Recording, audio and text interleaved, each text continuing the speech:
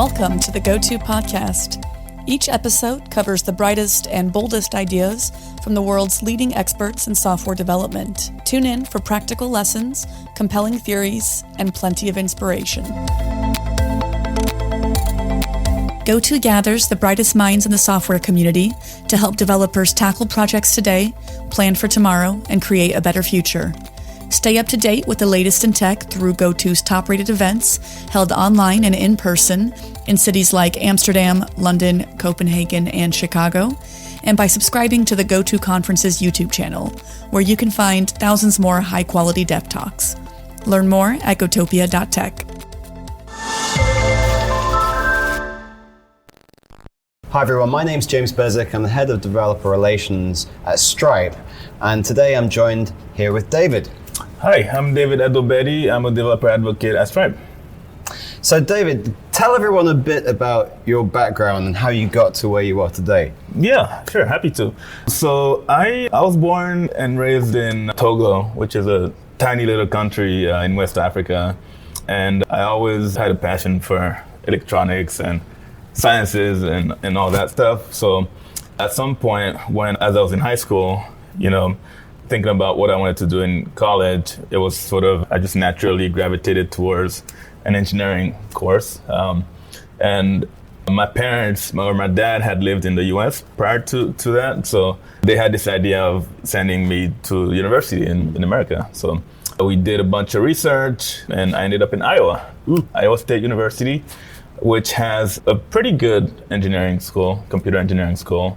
So yeah, that was kind of how we chose that particular school. And so what was your first programming language at college? So my first programming language in college was C++, right? So I when I started college, I was what they call at the time undeclared engineering, because I was like, okay, I know I want to do engineering, but I'm not sure what kind. I remember I was actually first sort of going towards more of aerospace engineering. That seemed cool to me, And then I just kind of, as I went through the courses, I realized that computer engineering was just more versatile, right? You can go so many directions with that. You can end up in a lot of different industries. So I chose that instead. But yeah, to answer your question, my first programming language was C++, because that was sort of, like the basics for a lot of the courses that I was taking at the time. But now that you asked that, I just remembered one of the things that inspired me to get into programming was that back in the day, I'm sort of dating myself here, but remember those programming calculators? Yeah. Like the graphic calculators, like TI 89 and 92 and all those things. Yeah. So I had one of those in high school, and I found myself having to do a lot of calculate the GCD and all these things over and over, and I was like, there's got to be an easier way to do this. So I looked into the manual and stuff and wrote a program to calculate the GCD. And I remember my teacher at the time was just like, yeah, how did you come up with this? And I was like, I just poked around the computer, the calculator, and there's this concept of functions. So I wrote a function to take in a bunch of numbers and find the greatest common denominator, right? So that was my first ever program that I wrote. And I just, it got me to researching it, this concept of programming more. Just seemed really conceptually just fascinating to me, how you can just, take a bunch of inputs, feed it into something, and you spit something out to perform, an action or whatever, or give you some information, so. Yeah, and C++, I actually started with C++ as well, so it obviously gives you that great training and going into this career, but what are the couple of the things that you found hardest when, you're much younger and you're just getting into this for the first time? Yeah, I think for me, it was just, again, given my background, sort of the lack of exposure. So I remember when I started, again, coming from Togo, a lot of my classmates in university here, they had computer science classes, or they had computer labs in high school, right? I didn't have any of that. So there was just this sort of knowledge gap I had to bridge. So, for my unique experience, that's, the challenge I had to overcome. And there's no secret sauce, right? It's just, you just, got to, work, like research, play, try things out, right? So for me, like I said, I had the natural curiosity with programming, so it wasn't like, burden at all. I took it as a challenge. Like, okay, these people are here, I'm here, but I have the curiosity, so I feel like I can, get to that level.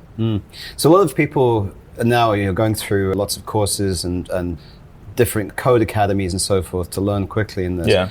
And there's this gap between when you first leave college and then you get into a job and you have to deal with bigger projects for the first time. What were a couple of the things you found when you left college, you went to your first job and you were working on things? Great question. So, I was telling my story. I stopped in college, but after college, I got this internship at, are we allowed to say names here? You can. So I got this internship at Microsoft at the time, which was awesome for me. Again, this kid from Togo, growing up, if you had told me I'd work for Bill Gates someday, that was just, unbelievable for me at the time. My parents were like jumping off the walls. It was really exciting. But anyway, I got an internship there. And, it was just, okay, you go from writing very self-contained programs, right? Like in school, you have your data structure classes and you'll do a project on, I don't know, design a system for, I don't know, like some sort of like not payment thing, but like maybe a gas station, right? Like come up with the classes, just as an example, what data structures you need, what classes, what functions, whatnot. So again, very self-contained, just to show you the concept. And then I go to Microsoft where, I'm working on Windows at the time. And at that level, right, it's more, okay, you're building something. It is maybe self-contained, but it feeds into this, bigger project, right? So that was the big thing for me at the time, that it felt very different, right? From this one project to, okay, build us. My intern project was, how do I describe this? So I was working on Windows setup, and specifically in-place upgrades, right? So it's this concept of you take, like a current version of Windows and then there's a new version coming out. And so taking people from the old to the new version, you want to make sure that their documents are preserved, that their applications are not broken, that their printer drivers and all that stuff are still fine. So my project was to write this manifest. So essentially, there's a lot that goes on, but one of the core components of the upgrade engine is this manifest. It's essentially listing all the documents on your, operating system. So that, after the upgrade, you check that manifest, you make sure, everything got migrated. So my project was to, improve how to automate this manifest file. So again, it was kind of self-contained in that sense, but then it fit into this bigger, migration engine. So I guess that was the great learning experience for me was, okay, how do you go from just, this is one project I'm doing, just, to, okay, I'm doing this project now that fits into a bigger picture.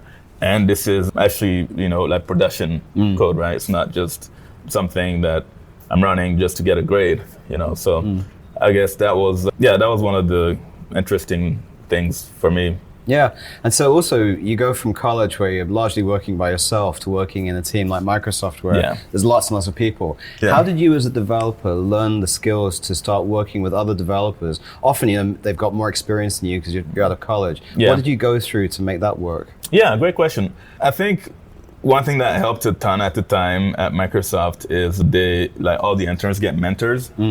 So that helps for sure. And I would encourage any young developer to attach themselves to find someone that's more experienced and that they admire, or they've seen their work and they find it cool, and just find a mentor, right? Again, I was fortunate because I went to a company that did that for me, so I didn't even have to think about it, and frankly I just didn't know to look for a mentor.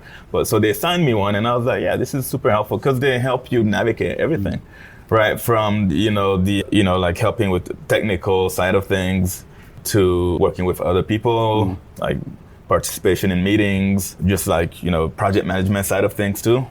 So that would be my big piece of advice, is like learn from other people. Yeah.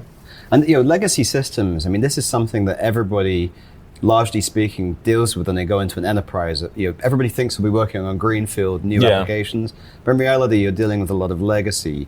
What are a couple of the things you found were important when you're working with this type of mammoth system that's been there for a long time, and there's a lot of technical debt and all that kind of thing? I have to think about that one for a bit. But the fascinating thing about Windows is just the scale, right? It was thousands of engineers working on this one project. And I think, so some features were evolving less faster than others, right? Just by the nature of it. Like you take the kernel, for instance, that's sort of the core of the OS. So it was, any change there gets a lot of scrutiny. So I guess just seeing that difference in dynamic where you have some things where some features of the operating system that are changing almost daily, and check-ins are going in, and then the kernel guys are like, it's almost like you gotta get some sort of government level approval to make changes there. So that was another thing that was interesting for me to see is, you were asking about legacy systems. So yeah, in Windows you have some features that just move a lot more slowly than others because they're so core to the operating system, and this applies for any operating system. So yeah, that was another interesting thing for me to see. It's just how do you ultimately this is all part of the same system. They're moving at different paces, right? So with that, one thing that I found interesting is, or another thing that I learned that I didn't have exposure to in school, was this whole concept of like version control, like code branches, right? So for instance, the kernel had their branch, which probably went through more rigorous testing and just was moving at a different pace. Then you had maybe like the UI branches here that were moving faster, but then eventually they converge up here, right? So again, just seeing all these different, moving pieces and how things came together was fascinating for me. So it's amazing to me you went from college to such a huge project, because I mean, there really aren't any projects bigger than Windows I can think of. Yeah, seriously. Just enormous. Yeah. So what advice do you have for people when they're taking on these huge projects? How do you actually learn what you need to do the job? That's a great question. I would say start small, just keep it, it's like they always tell you, right? When you're trying to serve or solve a complex problem, break it down to the smallest piece possible. So take that approach here, because otherwise it feels like you're drinking from a fire hose and there's just too much going on. So yeah, start with the basic. Like I said, for me, being an intern there helped because they gave me a small project that fit into a bigger picture, but it was sort of self-contained enough that I had control over it. So yeah, that'd be my advice. Don't try to do too much at once. Just start small. Again, lean on people that are more experienced to help you sort of whittle things down to like a manageable piece. So when did you go from being a developer to a developer advocate? That's a great question. Yeah, so I was at Microsoft for quite a long time and wore different hats there. And I found that one consistent theme, as I progressed in my career, was just I liked interacting with customers and external users. So during my engineering days, I would get random exposure to, external customers. Like when I worked on Windows, we would do what we called OEM tours. So OEMs are, like your Dells and Toshibas and computer manufacturers, obviously heavy Windows partners. So we would travel to these OEMs and help them install whatever new version of Windows is coming out. And, as I mentioned earlier, I worked on setup and upgrade. So we'd make sure that all their applets, like Dell had their own, printing system, and, Toshiba would have their, their own like apps on the device. So just making sure that those things worked with, whatever new OS we came out with. And those experiences, it was very appealing to me, right? Just understanding how the end user, or at least an external user. The end user would have been the actual person buying the laptop, but there's somebody external to the company, how they viewed our product, right? Because when you're a developer, it's cool, you're building stuff, but sometimes you're so far removed from the end user that you don't have that perspective, so it just really helps at least for me, I found it fascinating to go outside. And sometimes the things they're talking about has nothing to do, or you just don't even think about it because it's not part of your day-to-day. Sometimes you're just so focused on building this feature that you don't really, look at it from like a customer's perspective, right? So that I had those kind of experiences, at Microsoft, and the more I went, progressing my career, just, I started seeking out roles that would allow me to do that as part of my job description, So eventually, I left Microsoft, decided to try something new, ended up at Stripe, and I took on a role of integration engineer at Stripe. So basically, that role consisted in just working with external Stripe users, oftentimes enterprises, that are integrating Stripe, right? So it's kind of a post-sales role where a lot of the time they've signed contracts with Stripe, but then they need to actually integrate, right? So I'm trying to think one that I can mention publicly. But so that was kind of the progression from sort of like an engineer to an external facing role at Stripe. And then, after a couple of years in integration engineering, I sought out a DevRel position because, I just wanted to try that as well. What were the biggest challenges for you coming from something like Microsoft, where Windows is vast, you're working as a developer, you're not really meeting Windows users as such because of the nature of what it is. Right. What was your biggest challenge then going into integration engineering, where you're working so closely with customers? Yeah, I would say that was the challenge, working so closely with customers, because you would hear directly from them. Yeah. You would hear the things they're happy about, but you would hear their gripes. You were like the front lines of Stripe, right? And so when you're in that role, they take you to be the expert on all things, Stripe or whatever company you work for, which is just not the case, right? Like there's only so much. I mean, it's these roles give you a lot of breadth a lot of times, but you're not always able to go deep, or you might go deep in a couple areas, but there's no way you're going to have the same level of depth on all the features, products of a company. So that was the challenge for me, is just having no air cover. Like this person is mad at something about Stripe, right? And I'm here on the front lines, just kind of taking the vitriol. Right? And I'm like, okay, yeah, sure, I hear you. So it just this forces you to really develop that empathy, for users. And again, that was one of the reasons I got into the role in the first place. So it just sort of confirmed some of the things I expected of that role. But it was definitely a change of, just that perspective, right? So I would say, that was one of the challenges I faced, So now you're a developer advocate, and there aren't really that many of us in terms of the industry. It seems still a role that's fairly small in many companies. But what do you think are the qualities that make somebody a good developer advocate? I was talking about empathy earlier. I think that's a huge one.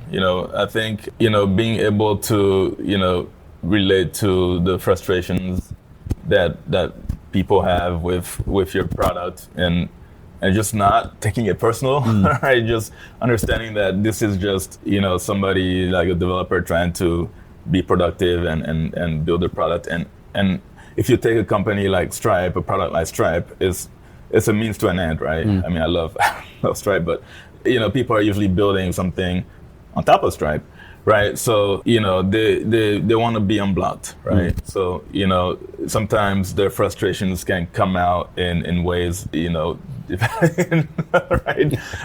In very angry ways, let's put it that way. And, you just gotta have that empathy and understand, like, again, where they're coming from is they want to fix this thing and move on with the rest of the project. Stay with us. We'll be right back. Hey there. Quick break from the show to tell you about a new podcast you're going to want in your rotation. It's called the Technically Friends Podcast, hosted by Harrison Wolf and Timothy Reuter. Each week, we sit down with friends and former colleagues, folks now running teams, launching companies, and even opening restaurants to talk life, work, and how careers really unfold. If you're into honest conversation, unexpected pivots, and the tech that's shaping tomorrow, the Technically Friends Podcast has you covered. Search Technically Friends wherever you get your podcasts and hit follow. So I'd say empathy is definitely one. I'd say curiosity, because we're in a fast evolving industry, right? So just, keeping an eye out there and ears to the ground. Just, seeing what's coming out, what's new, the new trends, and all that sorts of stuff. And for me, one thing I like a lot about this role is the community aspect. I really like going out, meeting developers, seeing what they're doing. It's very energizing for me. I always hear cool things, hear about cool projects that people are working on. So yeah, that I would say, personally for me, the community aspect is huge as well. Yeah. So as a developer advocate, people ask me this question a lot, so I'll ask you. But often we have to stand on stage and talk to lots of people, and it's not something you've probably done before.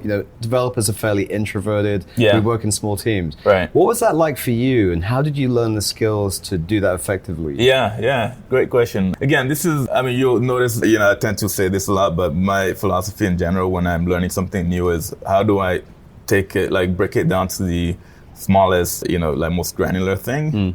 So for presentations, for me, this is how do I do this in meetings, or, before getting to the point where, let's say, speaking at a conference and getting up on stage and those sort of things. It's like, maybe, I do this in a smaller setting, smaller audience, maybe a friendly audience. So with my, integration engineering role, I got those sort of opportunities. Because oftentimes with those roles, you're doing demos, you're doing demos to groups of people. So, and even prior to that, Microsoft, I got some of those opportunities too. I got to go teach, folks how to do different things with Windows, build Windows apps, which is a throwback. But so for me, I had some of those opportunities to speak publicly. But again, my advice for someone who might be starting out and is a little nervous is find a small audience to start. And again, friendly audience. There's Toastmasters. They are, I don't know how to describe them. They're a group that helps people get comfortable with public speaking. And I know they do meetups pretty much all over the place. So I think I went to a couple of those so they'll give you prompts where you can get on stage and practice, speaking. So yeah. Yeah. And of course, reading slides is one thing, but doing live demos is a whole other problem. And things tend to go wrong when you're on the stage. So how do you deal with that when you're working with a demo? Often you're coding live in front of hundreds of people and something bad happens. Right. Well, my answer to that is probably stay away from live demos as much as you can. Just do videos. But no, sometimes you can't get around live demos. My thing is, usually have a fallback, have, plan B just in case. Because the worst thing that could happen is you get up, you're trying to do a live demo, it's not working, and you're just sitting there trying to buy time. It gets really awkward, right? So yeah, my philosophy with that is just have a fallback. Maybe you're trying to show, you're trying to do live coding, but for whatever reason it's not working. Just have slides that you can just revert to. So yeah, that's my approach. Yeah. Now you're at Stripe, so. What's interesting as a business to me is, I've been at Stripe for only a few months. Stripe is often perceived as just payments, and so payments are not seen as being that complex to the outside audience. But under the covers, there's a lot going on. So from your point of view, when you talk to developers, how do they learn about how Stripe works when you're integrating? Because there's actually a lot more to it. There's a lot to it. I will say I didn't know a ton about Stripe before I joined, but their mission statement fascinated me. It was this whole concept of growing the GDP of the internet, which I found very fascinating, right? It's like back then when I joined, a handful of years ago, I think it was something like 12% of the world's commerce happened online. So it showed you the opportunity, for a company like Stripe, right? And again, given my background coming from Togo, West Africa, e-commerce is in its infancy there. So I saw the mission statement really resonated with me. So coming in, you learned that, okay, yeah, this is a payment processor. but you start to see how complex of a area it is, like to move money. And so, we see that oftentimes with developers, where usually their foot in the door of using Stripe is, okay, I need to get credit card payments, right? And then they start building that, and they're like, oh, you do fraud, detection, I can, use you, for just, like you have in-person payments, right? You have this product for marketplaces. I can use Stripe to register a company from the ground up, Stripe Atlas. So they start seeing like the wealth of things that Stripe does. And it's always, it catches a lot of people off guard because there's a more meat to the bone than you realize. Yeah. I mean, it's really fascinating because in the US, credit cards are really everywhere. Everybody's got credit cards for absolutely everything, and cash is slowly vanishing one way or another. Right. But then you look at every other country we connect in, and actually payments vary a lot across the world. And largely you're not aware of that. You assume that everyone's doing most of the same thing. But it's kind of extraordinary just what the variety is in different countries of how you can move money around. Right. Yeah, absolutely. That's another thing I've learned at Stripe. I will say one of the cool things about Stripe is you learn a lot about money movement, obviously, but also just interesting business models that people come up with, right? So the different payment methods, as we call them, it's interesting how in some parts of the world, credit cards are really not that prominent, like bank transfers are huge. And also just the prominence, right? So credit cards might be a thing that people use, but just, not as much. And it's surprising to see some of the countries where that's the case. I mean, you think Western Europe, like intuitively, you might think it's going to be, coming from North America and having that North America bias, you might just assume I go to Germany, they're all going to have credit cards, right? But they have these bank transfer methods like Sofort, which are huge in Germany, right? So and that's a bank transfer payment method, and like Ideal in the Netherlands. So I guess that's been one surprising thing for me, is just how common bank transfer payments are in the rest of the world, including places where you wouldn't think they would be. Because in the US, it's not very common. Like bank transfer payments, we do bank transfers. You might Zelle somebody money because whatever, you went to a restaurant and you split the bill. But to actually pay a merchant is not that common here. So just seeing that, that dichotomy is very interesting. Yeah, and a lot of developers now have to deal with payments in their applications because if you're writing apps or web apps and so forth. When I was at AWS, it surprised me how many large businesses attempt to write this code themselves. And then you find that they get into trouble because credit card numbers are kind of toxic. And keeping them in an S3 bucket isn't a great idea. That's not a good idea at all. It's funny to me how there are certain things as a developer I've learned you should stay away from. I mean, writing your own authorization systems when there are things like Auth0 you can use generally is a bad idea. There's not much benefit to you, and your risk is you get hacked. It's just not great. It's a complex business. And let's say taking credit cards and doing payments is a similar sort of story, that actually it's just much harder than it looks. And the risks are pretty bad, so it's better to just get someone else to do it for you. Yeah, absolutely. And I think people underestimate the complexity of handling card payments. You have to be able to store these things in a secure fashion, right? Which is not straightforward. So just being able to offload that to someone, it's just like, why not, right? Yeah, there's just so many facets to this. There's so many things that Stripe does, right? Like, I remember when I first started, we'd see a lot of these like card testing attacks. And well, first of all, that was card testing, right? Because that's another thing. Maybe that's an industry term that people might not be familiar with. But essentially what happens is, these bad actors, one way or the other get access to credit card numbers, right? And so they'll target a specific, site, website, or business and just, write a script and try to make payments with, all these card numbers and see which ones work, right? And so we see a lot of that. It happens more often than you think.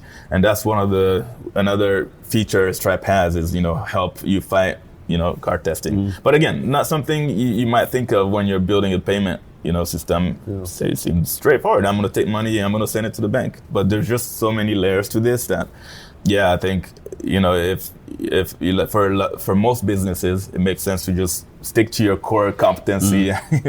Let someone like Stripe, handle the all the intricacies of payments. I mean, one of the things that's interesting is when you start as a startup or with a new project at an enterprise, you're often trying to do the simplest thing just to test an idea before you build too much functionality.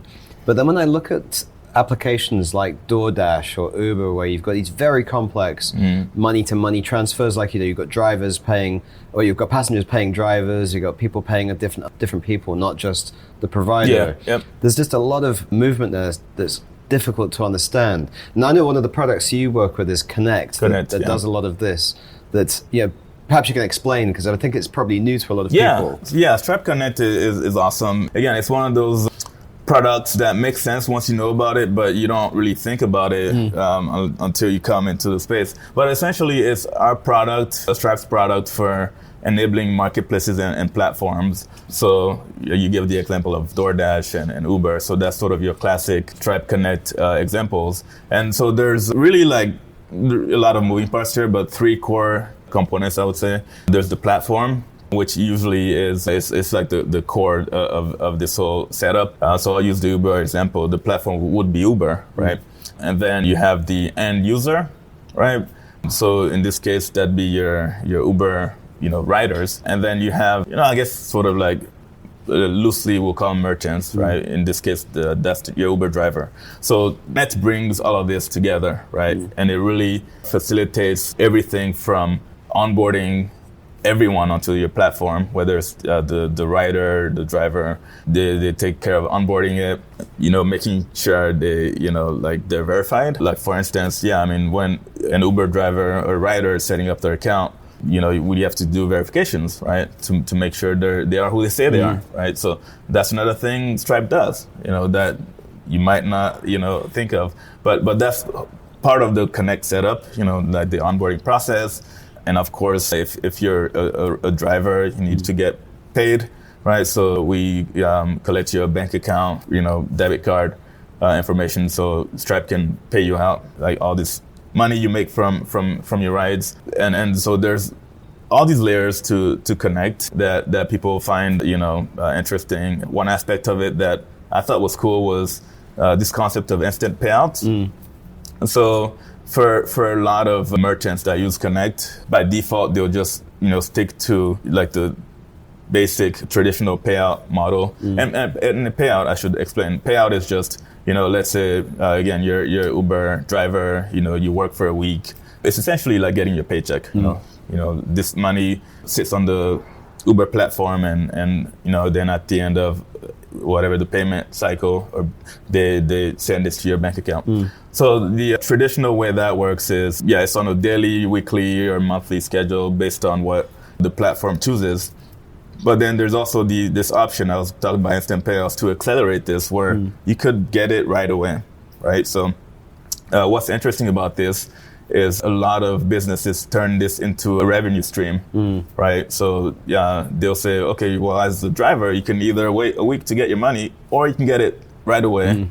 But I will take, like 5%, So from the merchant perspective, that's an interesting way to use Connect, is, as an additional revenue stream. Yeah, I think the topic of money is really interesting for all sorts of reasons. But when you think about in the US today, if I want to give you $10,000 without paying fees, the easiest way for me to do it right now is still to write a check. It's still right, yeah. Or if I want to give you 20 cents, it's still the easiest thing to do is to give you a couple of dimes. And it's still a long way to go in terms of just the way money moves frictionlessly. Right. That I think electronically we're getting there and making strides. But it still amazes me how often I see people pull out a checkbook, in this country in particular. Yeah, it surprises me too. I've seen my parents doing it. To your point, there's still a ways to go. That's where you see a lot of these sort of peer-to-peer things come into play, like, Venmo or whatnot. There's still room for these things to grow. And I think for some people, it's just a matter of comfort too. Yeah, because like generationally, some folks are just not comfortable. I mean, I'll talk about my parents to make it personal, and then not pick on anyone else. But I mean, I tell my dad, why don't you just PayPal me or something, right? But he will write a check because it feels more safe. It's more secure or safer to him. It's what he knows, right? So there is that, sort of, end of the spectrum too, of folks who just don't feel comfortable with it. But to your point, it is baffling or surprising, I guess, that we've, considering how much innovation happens in this space, that the fastest way, most popular way to move money between people is still sort of like just a bank transfer. So one of the things that I think is also interesting is, think about the changes, the way that things have evolved since you and I started writing code. Back in the day, it was all about taking a library or an SDK and understanding that deeply, so you can embed it in your product and package it and ship that. And now much more, it's about APIs, because we went through a phase where people moved towards the cloud through Amazon or Google or Microsoft, and then you expected the cloud provider to do everything.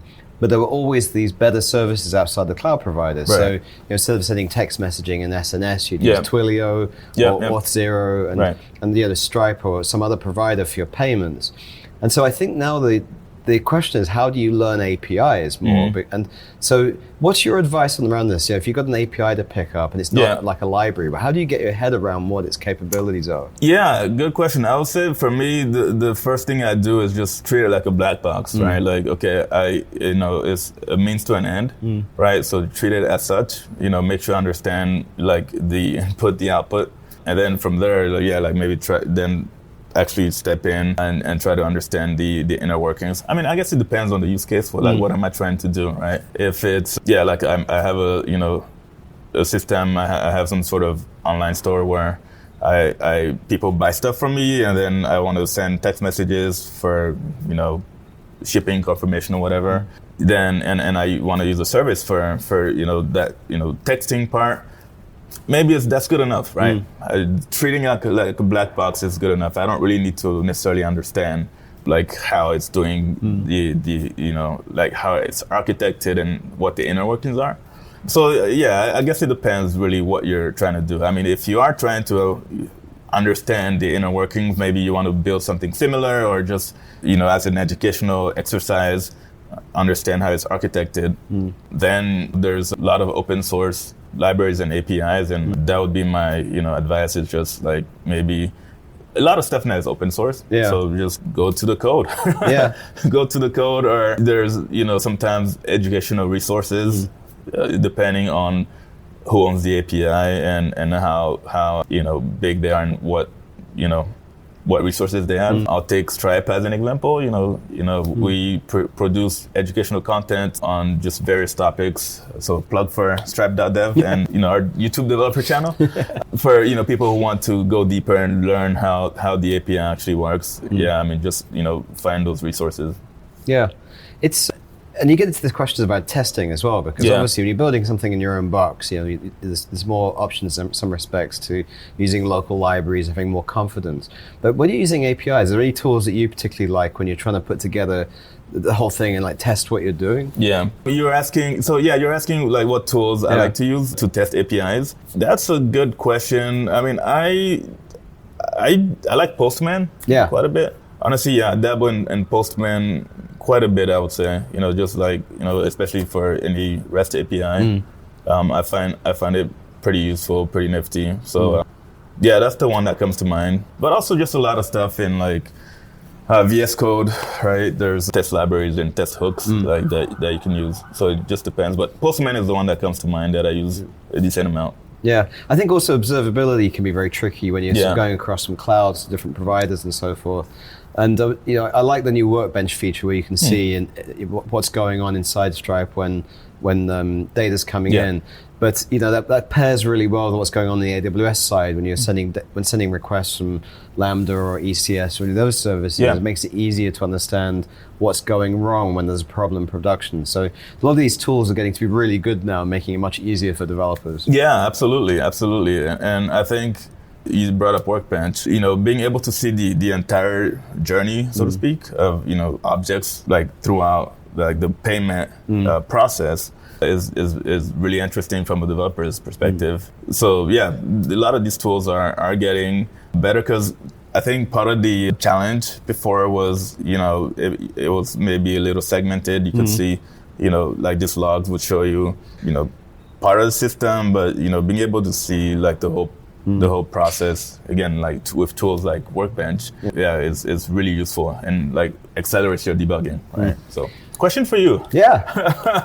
I feel like you've been grilling me. I've heard you mention AWS and your experience, or at least how you used to work there. So, in your time at Stripe, right? You're relatively new at Stripe. What's been the most surprising to you? Well, I think it's AWS is a huge company, obviously, and that you've got Amazon, the broader thing that's even bigger, and Stripe is a much smaller company.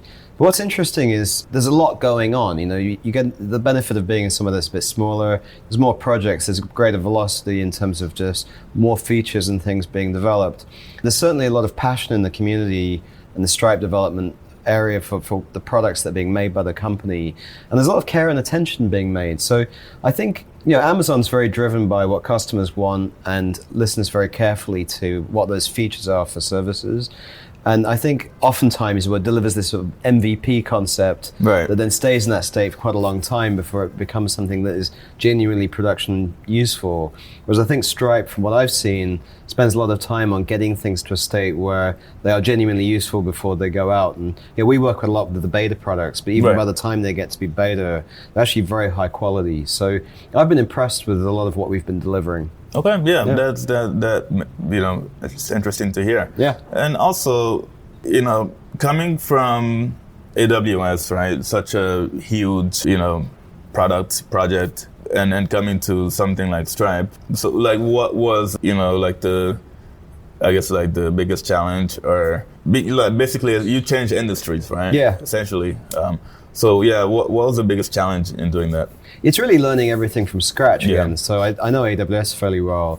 I don't know that much about Stripe, and so learning about something new. And I think this is something a lot of developers have to face whenever you move from one company to another or another industry, is how do you re-engage with that so you learn what's important in that space. And so a lot of it, you try not to rush it, but make sure you're aware of what you don't know and where the gaps are, so you can get up to speed and become useful, especially in our roles where our goal is to help other people. Right. So, But I think that's all we got time for. So David, thank you so much. This is a great chat. Thank you. This was fun. You've been listening to GOTO Unscripted here in Chicago. Thanks very much for listening. Thank you. Thanks for listening to this episode of the GOTO podcast. Head over to gotopia.tech to discover lots more content from the brightest minds in software development.